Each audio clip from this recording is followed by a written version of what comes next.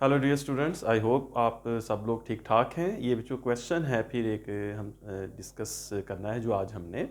और ये क्वेश्चन जो है ये काफ़ी स्टूडेंट्स एज़ यूजुअल जो पूछते हैं उनको फिर इकट्ठा करके जो है ये एक छोटा सा वीडियो लेक्चर बनाकर उसमें मैं एक्सप्लेन कर देता हूँ। तो आज के जो हमारा क्वेश्चन है वो क्वेश्चन जो है वो ये है कि हमारे पास दो जो है कंडक्टिंग रॉड्स हैं और फिर इसी तरह से दो कंडक्टिंग लूप्स हैं। तो उन दोनों रॉड्स और उन दोनों लूप्स के दरमियान जो अट्रैक्शन या रिपल्शन है उसको एक्सप्लेन कर दें, ये वाला क्वेश्चन है। या इसको हम क्वेश्चन को यूँ बना सकते हैं स्टेटमेंट को कि explain the attraction and repulsion of two current carrying conducting rods and loops. तो हमारे पास दो रॉड्स हैं और पहले रॉड्स को डिस्कस करते हैं और उसके बाद फिर जो लूप्स को डिस्कस करेंगे। तो हमारे पास में जो दो रॉड्स हैं या दो वायर्स हैं जिनमें करंट है, तो फ़र्ज़ कीजिए कि ये हमारे पास एक रॉड है और एक वायर है और इस तरह से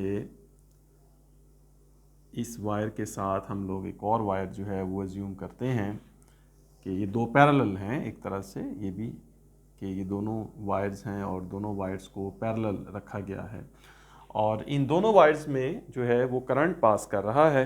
और करंट की जो डायरेक्शन है उसके हम दो केसेस जो है वो बना लेते हैं। एक केस ये कि जिसमें करंट एक ही डायरेक्शन में फ़्लो करेगा और दूसरा वो जिसमें अपोजिट डायरेक्शन में।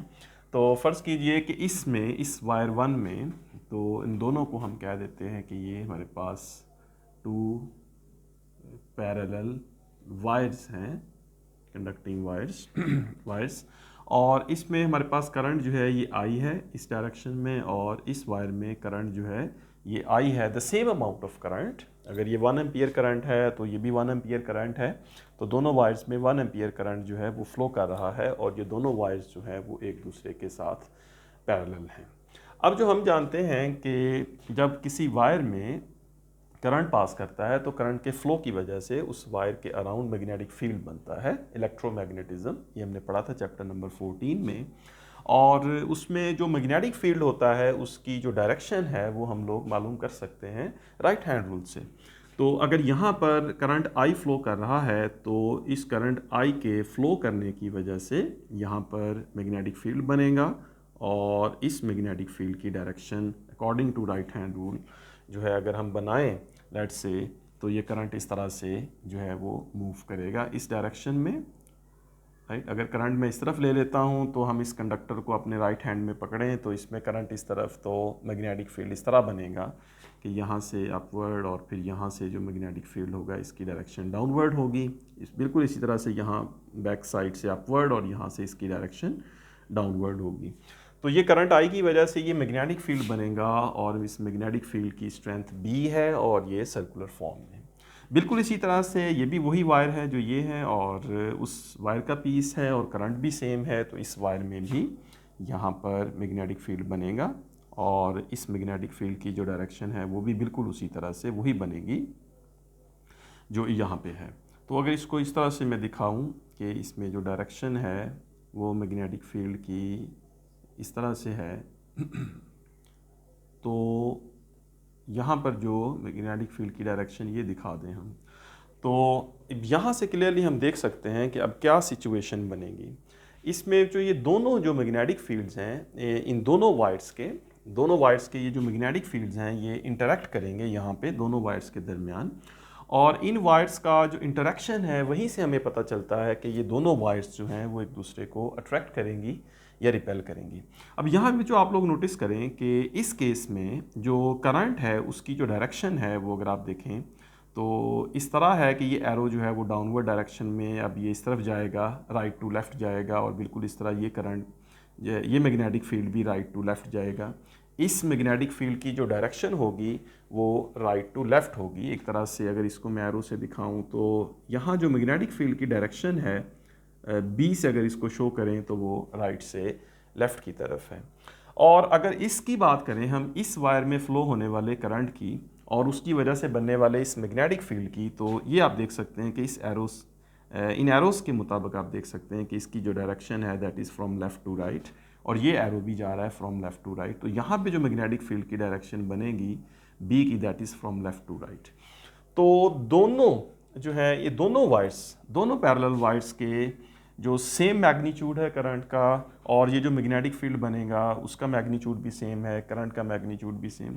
तो ये जो मैग्नेटिक फील्ड बनेगा बिटवीन द वायर्स, ये जो दरमियान वाला एरिया है दोनों वायर्स के दरमियान, यहाँ पर जो मैग्नेटिक फील्ड बनेगा, इस मैग्नेटिक फील्ड की डायरेक्शंस जो हैं ये ऑपोजिट होंगी, यानी दोनों मैग्नेटिक फील्ड्स एक दूसरे को कैंसल आउट करेंगे। तो हम ये कहते हैं कि यहाँ पर जो मैग्नेटिक फील्ड्स हैं, magnetic fields between the wires will oppose each other, will oppose each other, और कैंसल आउट ईच अदर भी कह सकते हैं, ये एक दूसरे को कैंसल आउट करेंगे दोनों मैग्नेटिक फील्ड्स। और इस तरह मैग्नेटिक फील्ड्स का जो कैंसल आउट करना है, इस कैंसल आउट होने की वजह से जो रिजल्टेंट मैग्नेटिक फील्ड है वो वीक हो जाएगा, मतलब दोनों वायर्स के बीच में यहाँ पर जो मैग्नेटिक फील्ड होगा इस एरिया में वो वीक होगा, और आउटसाइड जो होगा ये मैग्नेटिक फील्ड मतलब स्ट्रांग हो जाएगा एक तरह से। मतलब रहेगा तो मैग्नेटिक फील्ड तो वही है, उसका मैग्नीट्यूड तो वही है, लेकिन यहाँ पर मैग्नेटिक फील्ड वीक हो गया, तो हम ये कहते हैं कि यहाँ पर हमारे पास स्ट्रॉन्गर मैग्नेटिक फील्ड है, इस तरह यहाँ पर हमारे पास स्ट्रॉन्गर मैग्नेटिक फील्ड है, और यहाँ पर हमारे पास वीकर मैग्नेटिक फील्ड है। तो होगा ये जो कि दोनों रॉड्स जो हैं वो एक दूसरे की तरफ अट्रैक्ट जो है वो हो जाएंगे, ठीक है। तो अट्रैक्शन होगी दोनों वायर्स के दरमियान, और बाकायदा जब इसमें जैसे जैसे करंट का मैग्नीट्यूड बढ़ेगा तो ये जो अफेक्ट है वो ज़्यादा होगा और अट्रैक्शन भी ज़्यादा होगी। तो दोनों वायर्स में सेम डायरेक्शन में अगर करंट फ्लो करता है तो उसकी वजह से इन वायर्स के दरमियान जो मतलब अट्रैक्शन जो है वो एक तरह से पैदा हो जाएगी, ठीक है ना। इधर से stronger magnetic field, stronger magnetic field, stronger magnetic field इसको पुश करेंगे दोनों तरफ से, दरमियान में मैग्नेटिक फील्ड वीक है, तो दोनों आउटसाइड मैग्नेटिक फील्ड्स के पुश होने की वजह से ये वायर्स एक दूसरे के करीब आएंगी, तो एक तरह से ये अट्रैक्शन बन गई दोनों वायर्स के दरमियान। तो आपने याद रखना है कि सेम डायरेक्शन ऑफ करंट अगर है, अगर दो वायर्स के दरमियान सेम डायरेक्शन ऑफ करंट है तो इसका मतलब है कि दोनों के दरमियान अट्रैक्शन होगी, दोनों वायर्स एक दूसरे को अट्रैक्ट करेंगे, ठीक है। और इसका दूसरा केस जो है बच्चों, दूसरे केस में ये है कि हमारे पास जो करंट है उसकी जो डायरेक्शन है वो ऑपोजिट है, तो उस केस में फिर ये एक दूसरे को रिपेल करेंगे, तो उसको भी ज़रा बना के देखते हैं। तो यहाँ पे देखते हैं कि हमारे पास वही दो वायर्स हैं, और इन दोनों वायर्स, ये वायर हैं हमारे पास, एक वायर और ये दूसरी वायर, तो इस तरह ये दो वायर्स, और करंट जो है अब ऑपोजिट होगा।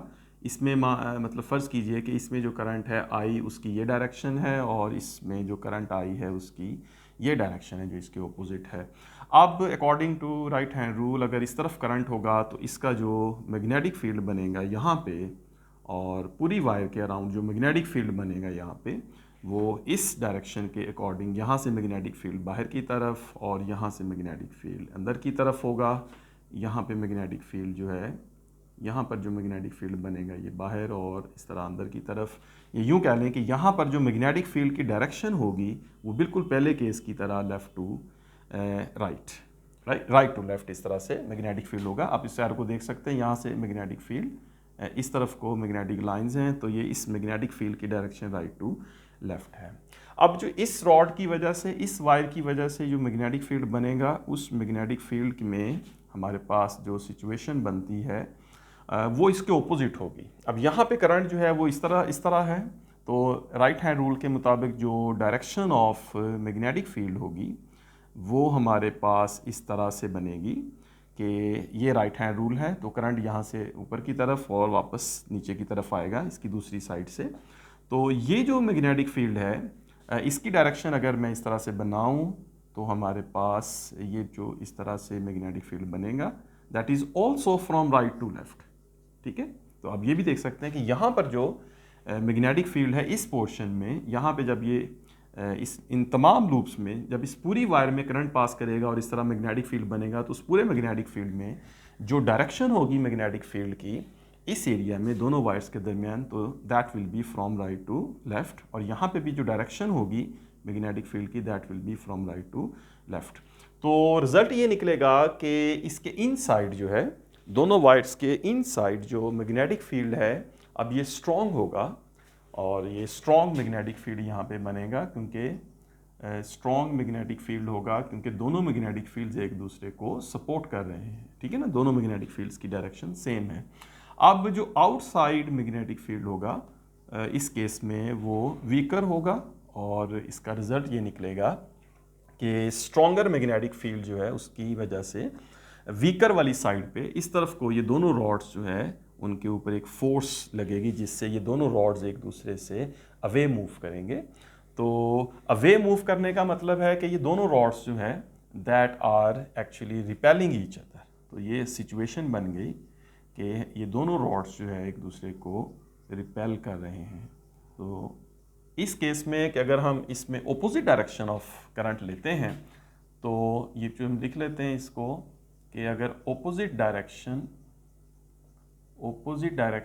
ऑफ करंट अगर लेते हैं तो उस केस में हमारे पास बनता है रिपल्शन। तो दोनों वायर्स एक दूसरे को रिपेल करती हैं, ठीक है।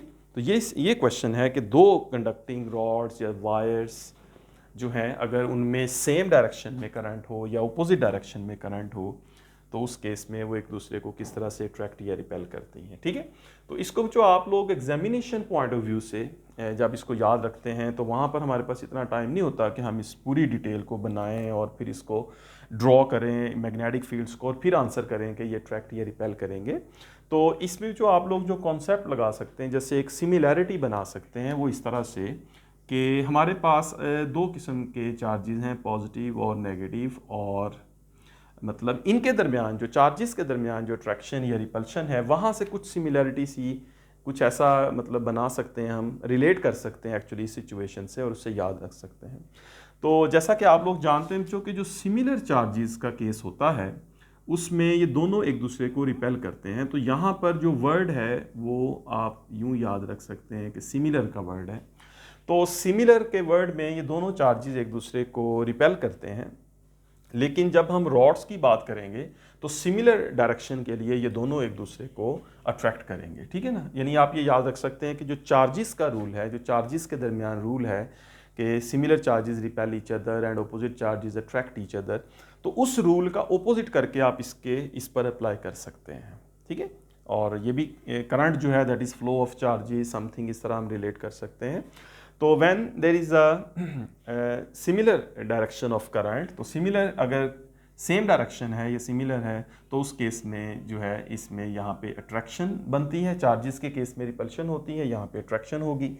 और इस तरह से अगर हम ऑपोजिट चार्जेस देखें तो इसमें ये अट्रैक्ट करते हैं, लेकिन यहाँ पर ऑपोजिट डायरेक्शन जब बनेगी तो ये एक दूसरे को जो रॉड्स हैं वो एक दूसरे को रिपेल करेंगे। तो इस तरह से एक रिलेट कर सकते हैं हम सिचुएशन को कि ये जो वायर्स के अंदर जो करंट है और जो चार्जेस हैं उनके दरमियान जो फोर्स होती है उससे ये कैसे रिलेट होगा, ठीक है। तो आई होप कि ये आप लोग अब इसको याद रखेंगे कि जो वायर्स हैं उनमें जो करंट है उसकी वजह से क्या सिचुएशन बनेगी, ठीक है बच्चों। ऑलराइट, अब हम चलते हैं लूप्स की तरफ। अगर हमारे पास करंट कैरिंग लूप्स हों और उनमें जो है अगर हम देखें कि करंट सिमिलर है या ऑपोजिट है तो उसको हम किस तरह से देखेंगे, वो अट्रैक्ट करेंगे या रिपेल करेंगे। तो देखें बच्चों, हम फ़र्ज़ कीजिए कि हमारे पास दो जो है ये लूप्स हैं, ये एक करंट कैरिंग लूप है और इसमें इस करंट कैरिंग लूप जो है इसमें हम लोग लेते हैं कि इसमें इस डायरेक्शन में जो है वो करंट है आई, यहाँ से करंट आई जो है इसमें आएगा और ये करंट आई इसमें फ़्लो करता हुआ ऐसे, मतलब आई करंट जो है इसमें मूव करता है। अब ये जो लूप है हमारे पास, ये कोई भी करंट कैरिंग लूप जो होता है, हम जानते हैं बच्चों कि किसी भी करंट कैरिंग लूप में जब करंट होता है, करंट फ्लो कर रहा होता है, तो करंट के फ्लो की वजह से उसमें एक मैग्नेटिक फील्ड जो है वो स्टैब्लिश हो जाता है, एक मैग्नेटिक फील्ड बन जाता है।